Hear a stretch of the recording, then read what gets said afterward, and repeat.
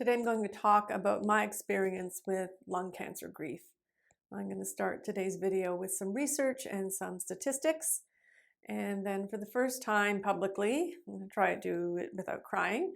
I'm going to share my personal experience of my mother's death from lung cancer. What I share may surprise you. I'm Jo McRogers. I'm a registered social worker who specializes in supporting grief. Please join our Grievolution community by subscribing to the channel and turning on the notifications bell so you'll know every time that I release a new video that explores all things grief.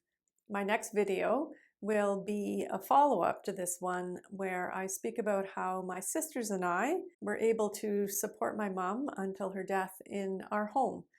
This is in support of the month of home care and hospice. So let's dive into this because grief from lung cancer is very nuanced for me. Lung cancer is the most common cancer worldwide.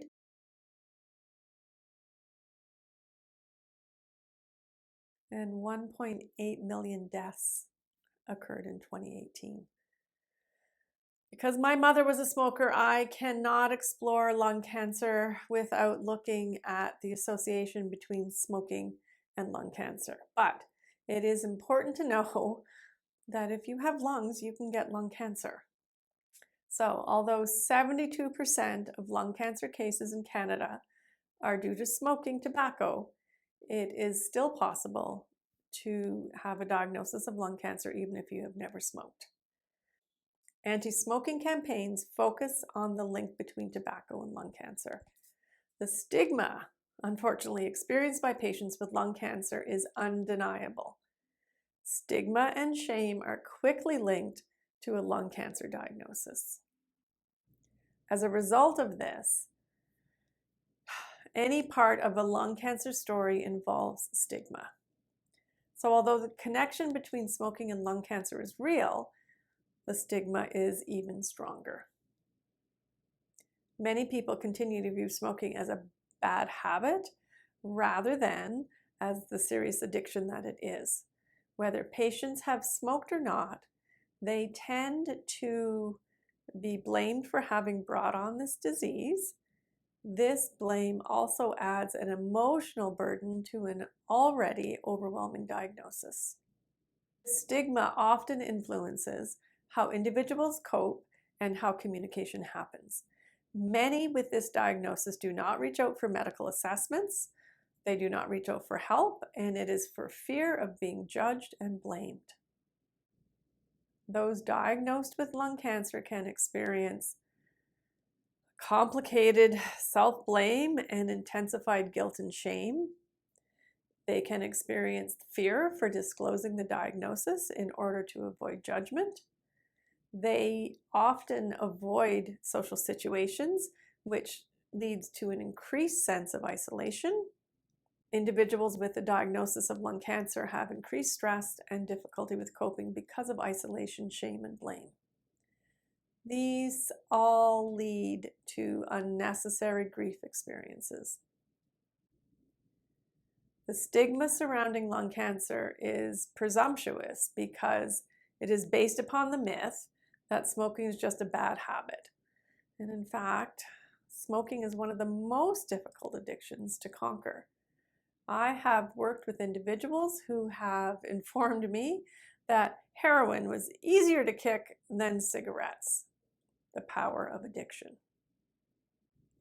For many people, especially those who have less social support or fewer financial resources, conquering an addiction such as smoking can be a near impossible challenge.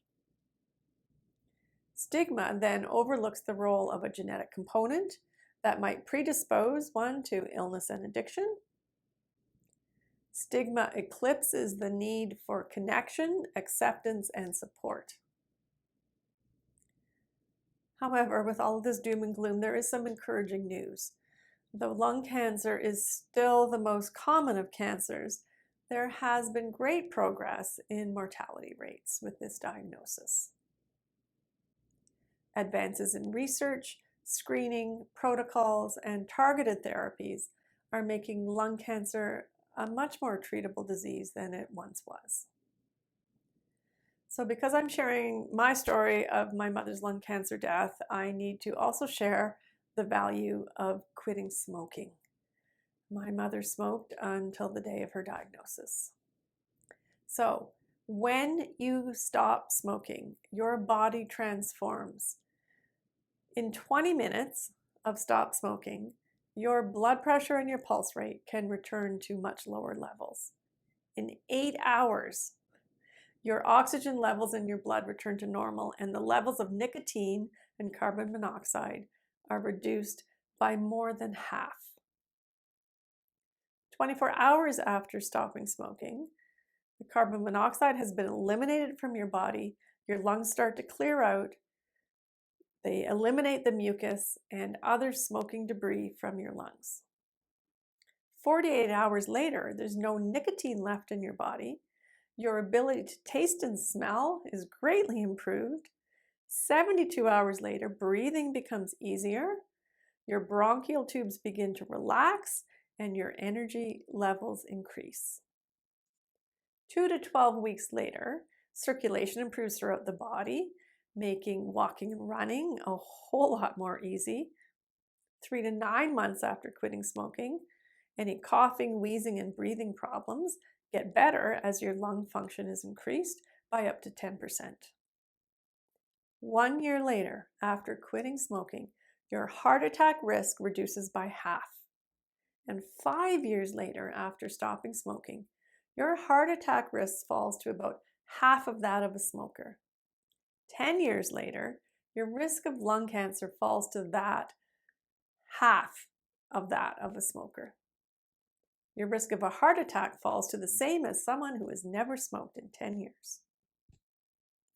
So much for the stats and research and medical advances. The rest of the story is not research, it is my own experience of loving a smoker who died from lung cancer. As a young child, I knew intrinsically that my mom's cigarettes were just not right. This was confusing for me because they were also tied to loving family fun times.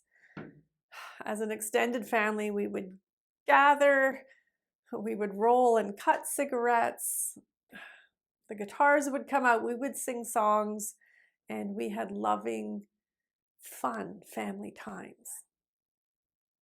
Yet, as a young child, I would hide her cigarettes. I would hide them in our cereal boxes, which was probably not good for any of us. And later in life, I would shame and cajole her as a cocky teenager to try and have her quit. But finally, I turned a blind eye to her smoking and I stopped nagging. Years later, it was 6 weeks from a lung cancer diagnosis to funeral home. And I truly believe in my heart that she didn't seek help because of the stigma. I truly believe she didn't stop smoking earlier in life because of the strength of the addiction. I truly believe that she often felt alone and often felt comforted by her smoking. Her smoking was both physiological and emotional. So why am I sharing this with you? Well, I have studied and worked as an addiction counselor. I have great respect for the power of addictions. I have studied and currently work as a grief therapist. I know grief. Trust me, I have done a shit ton of work about the death of my mother. And yet, while I know it isn't logical or rational, the little girl in me still wonders why or how she chose cigarettes over me. I am a 60-year-old grown-ass woman who lives with this question. So, I offer this perspective without judgment, without shame, for anyone out there who is a smoker. Know that you are loved. Know that you are valued. Know that your actions are being watched, that they are being interpreted, that they are being experienced and scrutinized. It's been almost 30 years for me. And she didn't get to meet any of my children. And I am almost her age when she died. And yet I still hold some resentment about why she wasn't in my life longer. Hear the catch in my voice. So I wonder if any of this resonates for you. If so, please leave a comment in our community below, because we all have our little kids in us. If this video has raised questions, sparked emotions, or resonated with you, please like it with a thumbs up down below so that YouTube will share it widely during Lung Cancer Awareness Month. If you are someone who smokes, if you are someone who loves someone who smokes, if you have loved someone who died from lung cancer, then I offer to you kind thoughts, kind words, and a kind heart. I know it is complicated. Please take care of yourself, and I'll see you next time when I speak about caring for my mother to her death at her home. Thank you.